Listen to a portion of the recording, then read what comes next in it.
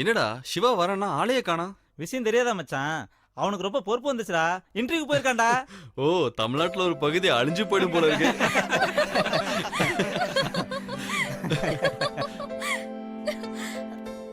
என்னாச்சு என்னாச்சு ஸ்வேதா? ஏய், பாத்துமா. என்னடா சாப்பிடறதுக்கு முன்னாடியே வாந்தி எடுத்தா? என்னாச்சுடா? என்னாச்சுமா? ஒண்ணாகாது. Okay okay. என்ன சொல்ல ஆச்சு உனக்கு? தெரியல. டேய் என்னடா ஆச்சு? தெரியலடா. என்னமாச்சு? வாந்தி வர மாதிரி இருந்தது. ஃபுட் பாய்சன் ஆயிருக்குமோ? என்னாச்சுன்னு தெரியலடா. ஸ்வேதா டாக்டர்கிட்ட போலாமாமா? தேவையே இல்ல. எலுமிச்சம்பளத்துல உப்பு போட்டு சாப்பிட்டா வாந்தி நின்றும் எங்க ஆயா அடிக்கடி சொல்லும். டேய் இவன் வேற ஆயா சொல்லிச்சு பாயா சொல்லிச்சுன்னு ஓல்டு கதையெல்லாம் சொல்லிட்டு இருக்கான். இப்ப எப்படி இருக்கு ஸ்வேதா? டேய் வாங்க வாங்க என்னடா வாங்க. கூத்தடிக்கிறீங்க?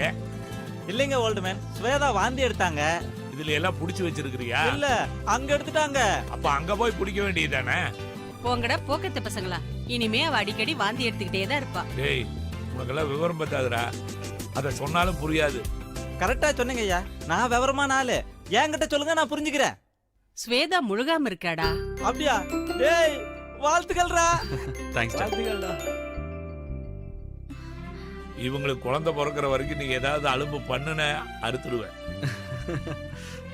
மச்சான், நான் அப்பாக போறேன்டா. கங்க்ராட்ஸ்டா. தேங்க்ஸ் டா. Congratulations. Thank you. ஒரே பிரசவத்துல 2 பேத்துக்கோ, அப்பதான் தொல்லை இல்லாம இருக்கும்.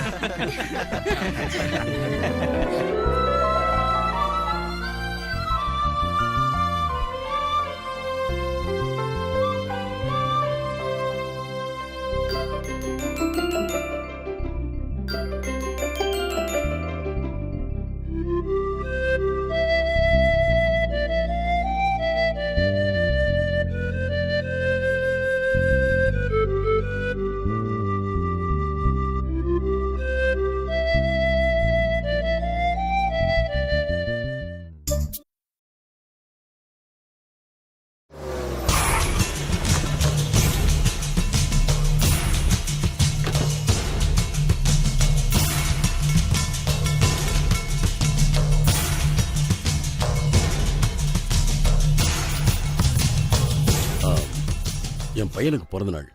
பையனோட பேர் ராசி சொல்லுங்க. பரணி நட்சத்திரம் சிம்ம ராசி. இத தொட்டுக்கோங்க. பையன் பேர் சொல்றீங்களா? என் பையன் பேரு மகேஷ். பரணி நட்சத்திர சிம்மராசோ ஜாதஸ்ய பூர்வபலி நட்சத்திர சிம்மராசோ ஜாதஸ்ய க்ஷேமஸ்தைரிய வீரிய விஜய அபய ஆயுர ஆரோக்கிய ஐஸ்வர்ய இஷ்டகாமியார்த்த சித்தியர்த்தம் நானாவித பரிமள பத்ர புஷ்பாணி சமர்ப்பயாமி கற்பூர நீராஞ்சனம் தரிசயாமி.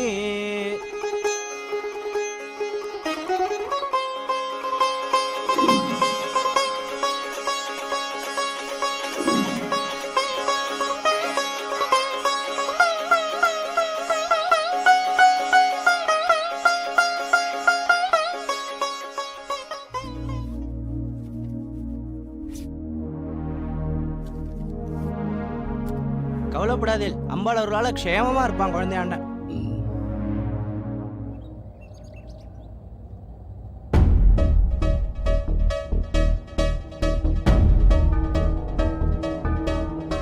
என்னடா மகேஷ், ரொம்ப இன்ட்ரெஸ்டா பார்த்துட்டு வர? அந்த பங்களா ரொம்ப அழகா இருக்குல்ல டாடி? வண்டி நிறுத்து. இந்த பங்களா உனக்கு பிடிச்சிருக்கா மகேஷ்? ஆமா டாடி, ரொம்ப பிடிச்சிருக்கு. பிறந்தநாள் அன்னைக்கு கேட்டிருக்கேன், கண்டிப்பா வாங்கி தரேன்.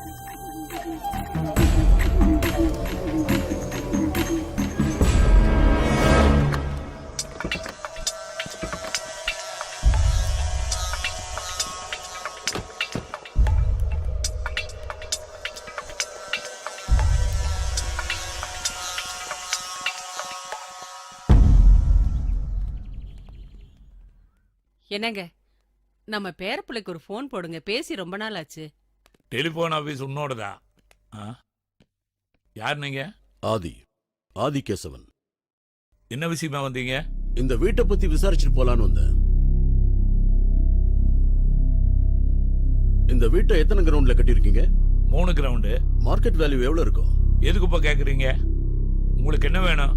எனக்கு எதுவும் வேண்டாம், வேல்யூ மட்டும் சொல்லுங்க. 3 கோடி. இவ்வளவுதானா? நான் ரொம்ப வேலையா இருக்குன்னு நினைச்சேன். 3 கோடி இல்ல இல்ல இல்ல இல்ல 5 கோடி தரேன். இந்த வீட்டை எனக்கு கொடுத்துருங்க. என்ன அப்படி பாக்குறீங்க? 5 கோடி ஒரே பேமெண்ட்ல கொடுக்குறேன்.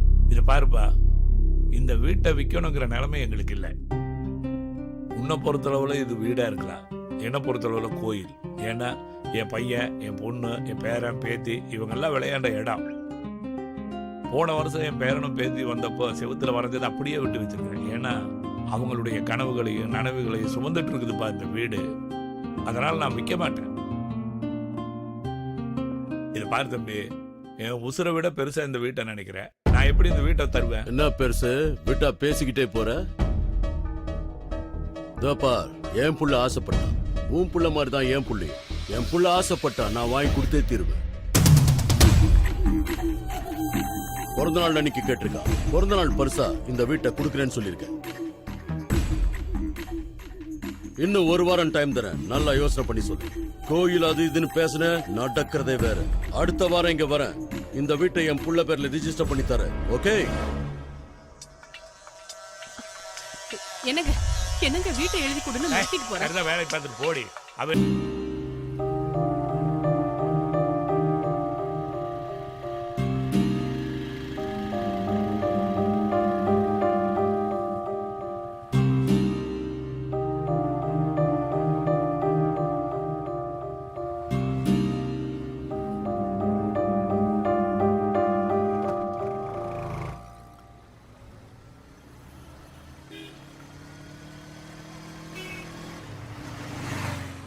சிவா, என்ன ஸ்வேதா எங்க நிக்கிற? பர்ச்சேஸ்க்கு வந்தோம். பர்ஸ வீட்லயே மிஸ் பண்ணிட்டு வந்துட்டாரு. பர்ஸ் எடுத்துட்டு வரேன்னு போனவரு ரொம்ப நேரமா ஆள காணோம். அவனுக்கு அறிவே இல்ல. உன் ஃப்ரெண்டு தானே, அவர் மட்டும் எப்படி இருப்பாரு? ரொம்ப புகழ்ற, வா டிராப் பண்றேன் வா. சிவா, எங்க அம்மா வரங்க, கொஞ்சம் வெயிட் பண்ணு.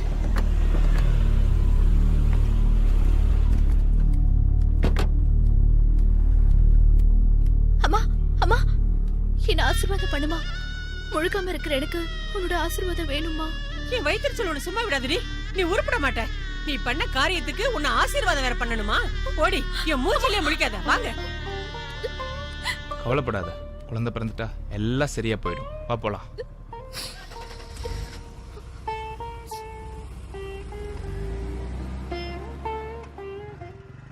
களை எடுத்துட்டே இருக்காதீங்க, சீக்கிரமா வேலையை முடுங்க. இந்த வேலையெல்லாம் முடிச்சுட்டு லாரி வருது, பூரா மாங்காயை ஏத்தி அனுப்பணும். 4 மணிக்குள்ளார போய் சேரணும். போட்டு வச்சிருக்கிற எருமை சாணி எல்லாம் உரமாகணும்னா ஒரே வழி 4 அடி அது குழி தோண்டியே ஆகணும். 4 அடிக்கிறது 6 அடியா தோண்டி வைங்க. எதுக்கு? எதுக்கா? இந்த பத்திரத்துல நீ கையெழுத்து போடலன்னா உன்னை புதைக்கிறதுக்கு. என்ன புதைக்க போறியா? எப்பா, 4 பேர் நம்மளை தேடி வந்திருக்காங்க. ஒரு குழிங்கிறது 4 குழியா தோண்டு. ஐயா எதுக்குங்கய்யா? இவங்களை புதைக்கிறதுக்கு தான். என்னடா சொன்ன?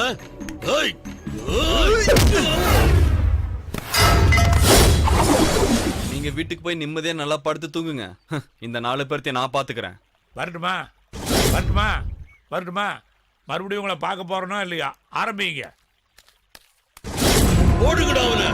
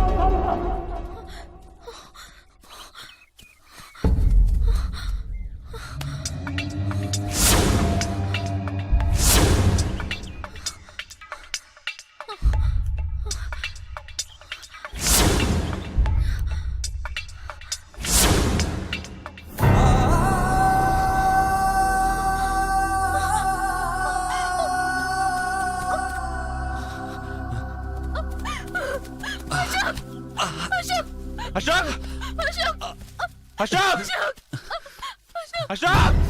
அசோக் அசோக் என்னாச்சு சிவா என்னாச்சு அசோக் அசோக் டேய் டேய் என்னடா ஆச்சு சிவா டேய் டேய் என்னடா ஆச்சு காப்பாத்த முயற்சி பண்ணாதடா. டேய் அப்படிலாம் சொல்லாதடா நான் உடைக்க மாட்டேன். டேய் அப்படிலாம் சொல்லாதடா என்ன நம்பி வந்தவ ஸ்வேதா, டேய் உனக்கு ஒண்ணு ஆகாதடா அவளை மட்டும் கண் கலங்காம பாத்துக்கோ. டேய் அசோக்